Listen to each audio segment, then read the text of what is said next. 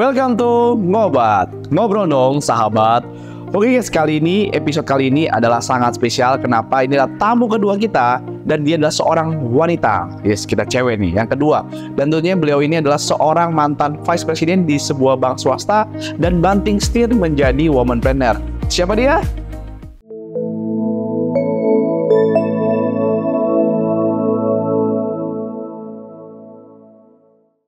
Oke, nggak perlu berlama lagi. Ada Cipus, thank you banget Cipus kita. Thank kita you Kohen. salam. Iya. Dan Ciciska, terima kasih.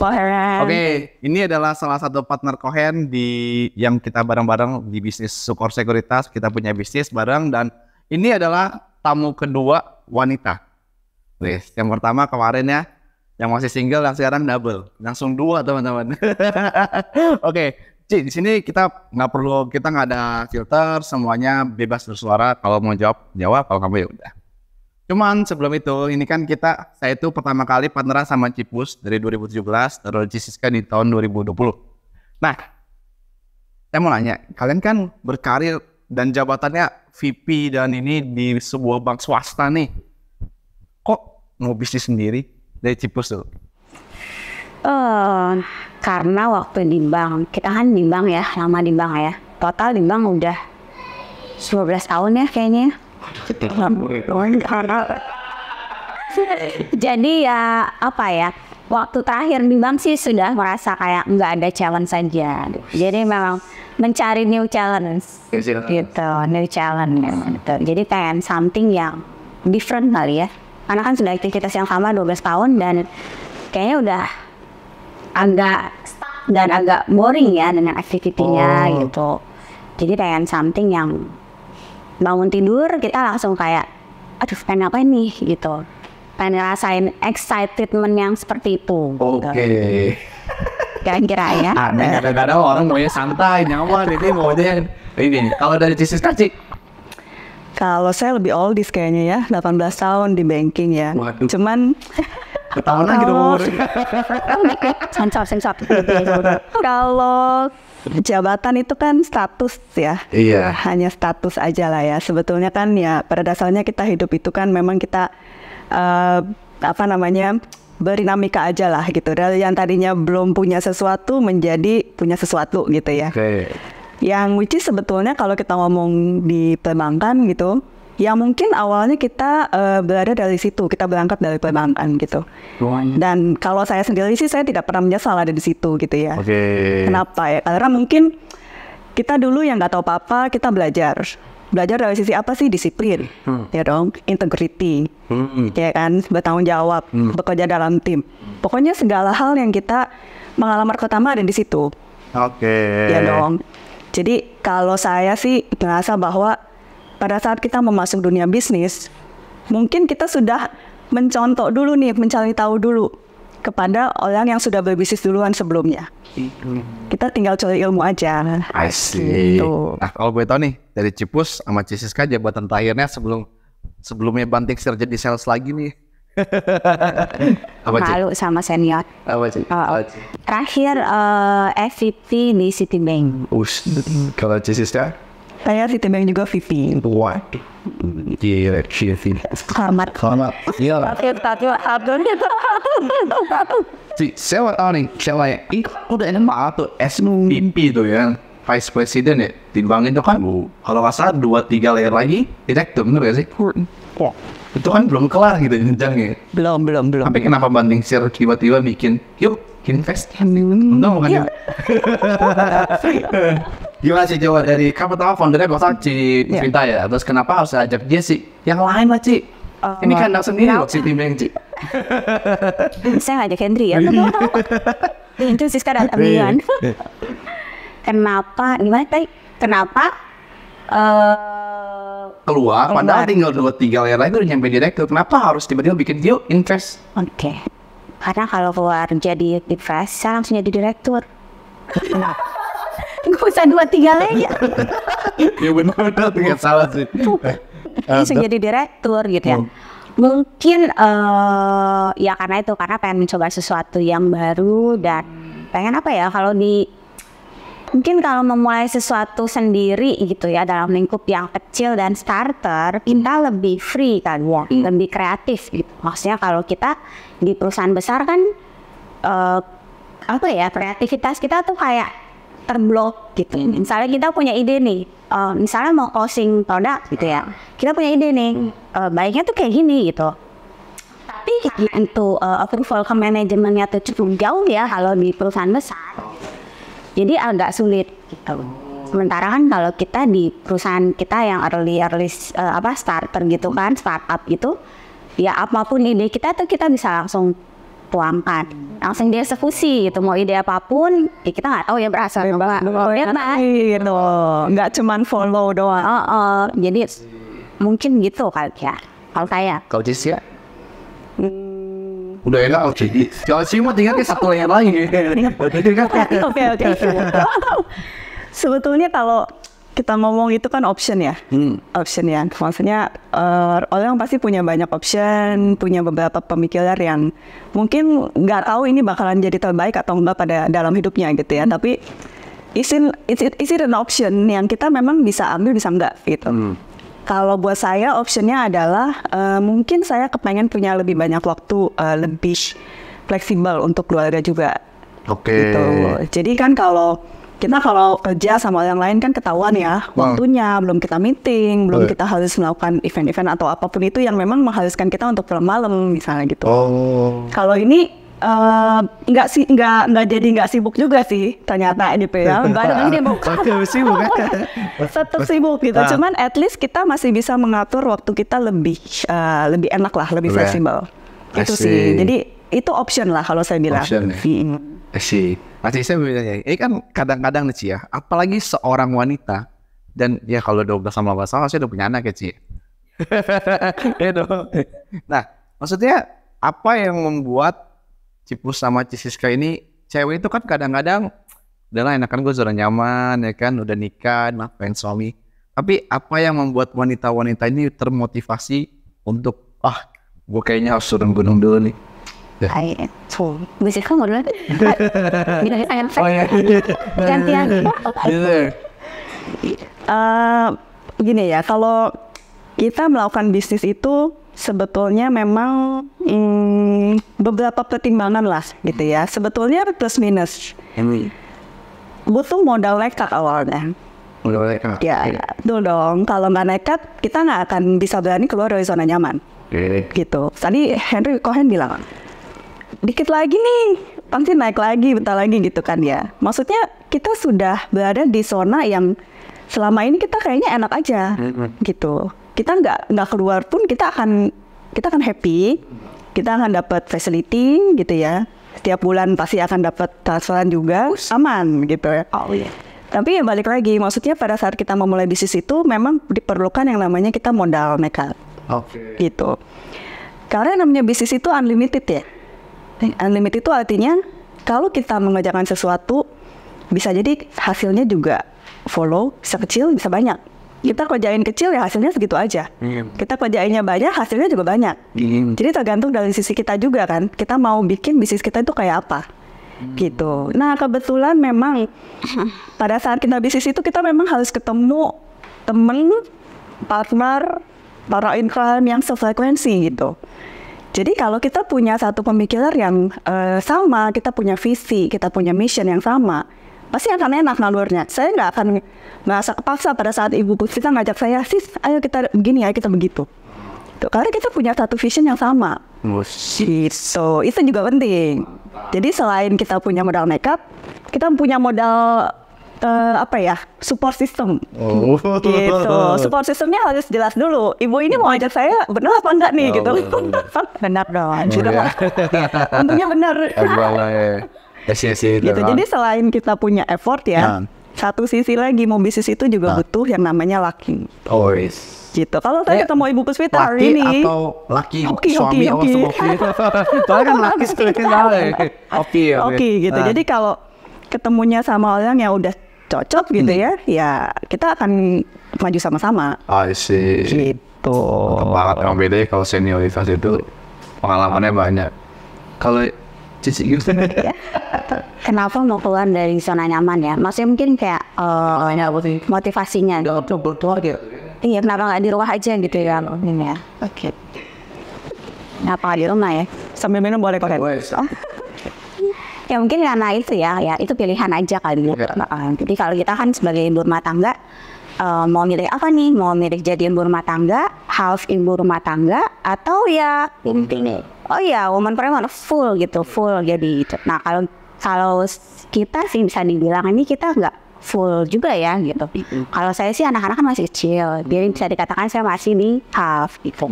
Jadi sebenarnya kalau saya kerja lebih suka efektif gitu, 8 sampai 17 gitu, kayak dulu kantor gitu. Walaupun sekarang bisnis gitu, kita efektif aja 8 sampai 17, kita fokus kerja mikirin bisnis. But when it comes to jam 17 ke atas gitu, udah nggak usah jawab handphone gitu, supaya kita bisa fokus dengan keluarga gitu. Jadi sebenarnya masih menjaga balance juga lah. Kalau ibu ini hobi kayaknya kerja. Pilihan. Nah terus ini mungkin 20 cewek itu kan ini kan di invest ya kan, kita betul invest asik bedah kan. Cewek-cewek itu kan investasi males sih dan kenapa kalian memilih di bidang investasi? Kenapa nggak you trading? Kenapa harus you invest? Kenapa sih? Boleh question. Sebenarnya trading juga kami sentuh. Kesehatan yang dulu gitu. This is Kak.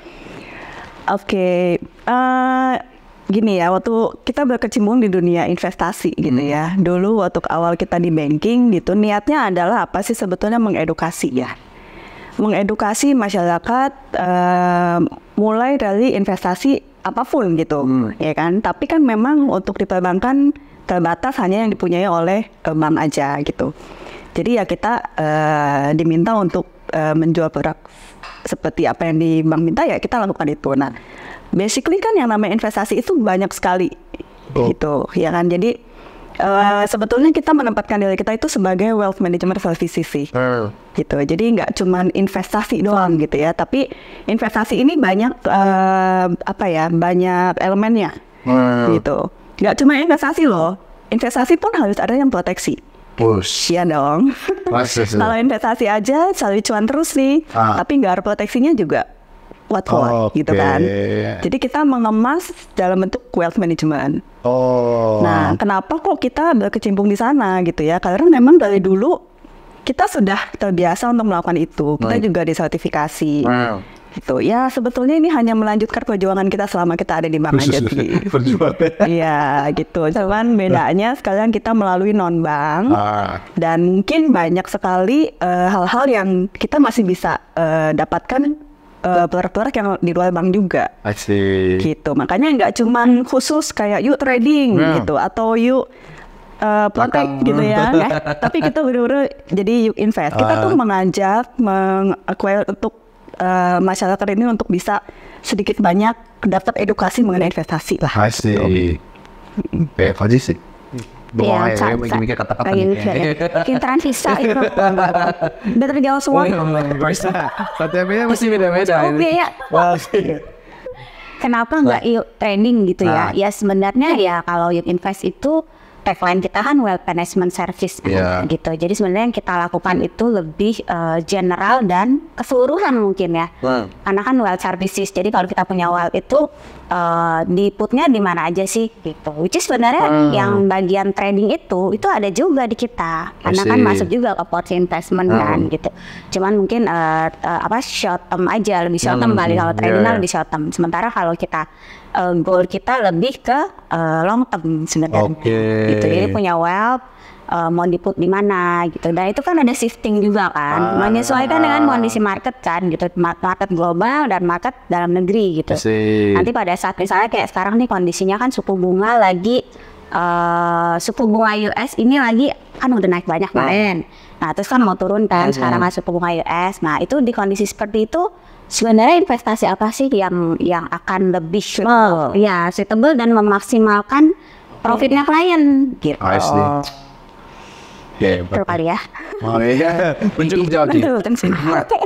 Nih terus orang nanya nih, kalau orang-orang bank nih Ci ya, kapan saatnya waktu resign dan memulai bisnis sendiri sih? Nah ini mungkin orang-orang bang masih di orang nih, gue pengen nih, karena saya pernah ada beberapa nasabah dan beberapa partner nama nih di dunia investasi gini, gue pengen resign nih, gue udah cocok nih, tapi nih bang nih, tiba-tiba di minggu udah jabatan, deh kan, tapi di mutasi deh kan, biasanya kan kalau bang gitu kan. Delete. Nah, gimana sih? Kira-kira kapan yang waktu yang tepat untuk kita resign dari bank? Wah, ini berat banget nih pertanyaan nih. Satu pertanyaan bisa dari keren ya ngomong. bisa resign nih. Salah ngomong resign semua dah. Iya, gimana sih? Enggak ya, kayaknya nggak ada waktu yang tepat ya. Semua kan waktunya Tuhan nih. Asik. Iya enggak. Maksudnya actually jadi entrepreneur, jadi businesswoman, businessman itu bukan buat semua orang, ya kan? Gitu. Nggak semua orang harus jadi pebisnis, nggak semua orang harus jadi entrepreneur gitu. Tapi nggak semua orang juga harus jadi karyawan, gitu loh. Jadi itu butuh apa ya? Kepastian kali ya. Maksudnya secara mental itu harus ready gitu, siap dulu gitu. Memang mau jadi karyawan terus, which is mereka karyawan pun harus punya goal. Dia pun harus punya goal gitu. Mau jadi karyawan ini mau jadi sampai level apa sih gitu. Gitu. Nah, waktu dia memutuskan jadi seorang pebisnis sama, dia juga punya goal, dia harus punya mental juga gitu. Karena kan ya bisnis nggak pernah mulus ya, jangan nggak pernah mulus. Jadi kalau ditanya kapan resign-nya sih, menurut Cici aja, menurut Cici. Indah pada waktu. Iya, tinggal berdoa. Kalau saya sih hanya Tuhan.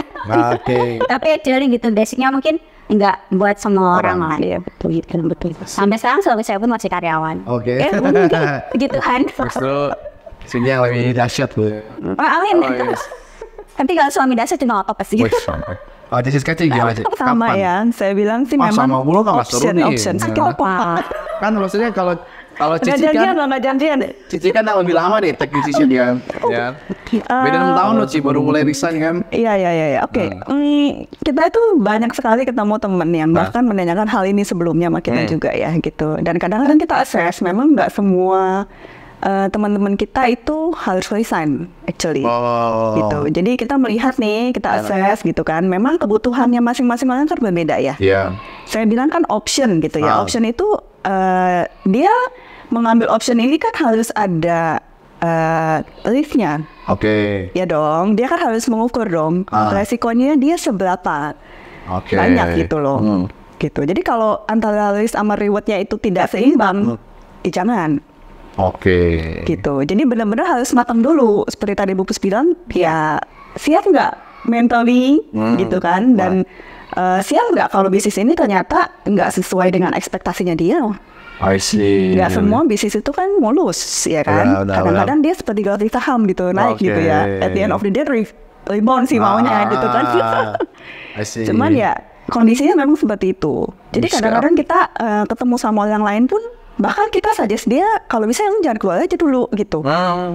Kita yang udah tahu ada di dunia di luar ini ya, di luar perbankan gitu ya. Kita yang lebih tahu nih, kondisinya kayak begini loh. Jadi kadang-kadang kita juga melihat mereka juga gitu. Lu siap nggak dengan kayak begini? Gitu. Jadi nggak semua orang memang mempunyai option yang sama ya kalau saya bilang. Akhirnya gitu. Kira-kira kata-kata motivasi supaya orang jadi womanpreneur sih. Dari tips dan motivasinya. Pasti kan dengan lu bisa gini, lu jatuh. Saya nggak suami ibu sudah berbisnis hancur gitu ya. Motivasi sih. Motivasi ya. Untuk woman ya. Woman. Kalau cowok mah cuma cewek mungkin gampang. Tapi kalau cewek sama cewek kan harus tepat kan, bestie kan. Jadi gila sih. Ya. Boleh sih. Berat banget tuh guys. Berat banget. Ini kayak habis ya ngomongnya. Boleh deh. Gampang ternyata gampang dulu. Sulitan. Ayo nih kata-kata supaya orang bisa jadi womanpreneur nih. Motivasi dan harusnya. Kalau saya ya simple aja. Simple itu artinya benar-benar back to basic aja. Maksudnya gini loh, kadang-kadang kita kan pengen do something dengan hati yang memang pada dasarnya apapun yang diniatkan baik gitu, pasti hasilnya akan mengikuti.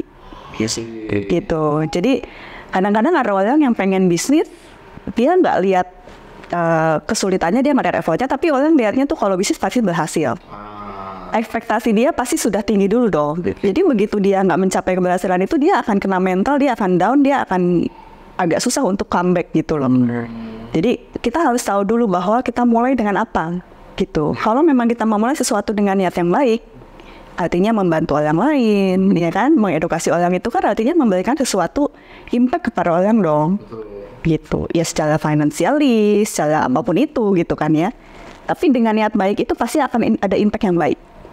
Gitu. Jadi basicnya dulu yang mesti benar. Iya. Tuh yang ada berbeda enggak? Iya, silakan. Akhirnya dapat enggak? Makasih ya Bu. Ya kalau dari saya mungkin apa ya? Keep moving kali dah. Jadi apapun itu yang penting gerak aja terus. Gitu. Jadi walaupun itu stepnya cuman small step gitu, tapi ya udah gitu. Jangan sampai kalau bisnis itu kita kalau bisa jangan berhenti. Gitu kayak orang naik sepeda itu ya. Naik sepeda ya udah goes aja terus gitu. Mungkin kalaupun sampai jatuh ya jangan berhenti, bangun lagi, goes lagi gitu. Mungkin jangan berhenti aja sih. Memang kadang hasilnya mungkin nggak kelihatan sekarang gitu kan ya. Bisa jadi kelihatannya 2 tahun 3 tahun baru kelihatan gitu. Tapi jangan pernah capek kali ya. Ya pernah capek, take your step. Walaupun kadang-kadang mungkin cuma small step gitu. Kadang bisa yang jauh gitu. Tapi ya terus gerak aja. Maju, jangan mundur. Oke, mantap. Itu aja teman-teman. Dan thank you banget buat Siska sama Cipul sudah datang di podcast kan. So teman-teman jangan lupa follow @subscribe, komen di bawah mau nanya apa. Dan see you in the next podcast, right? Thank you.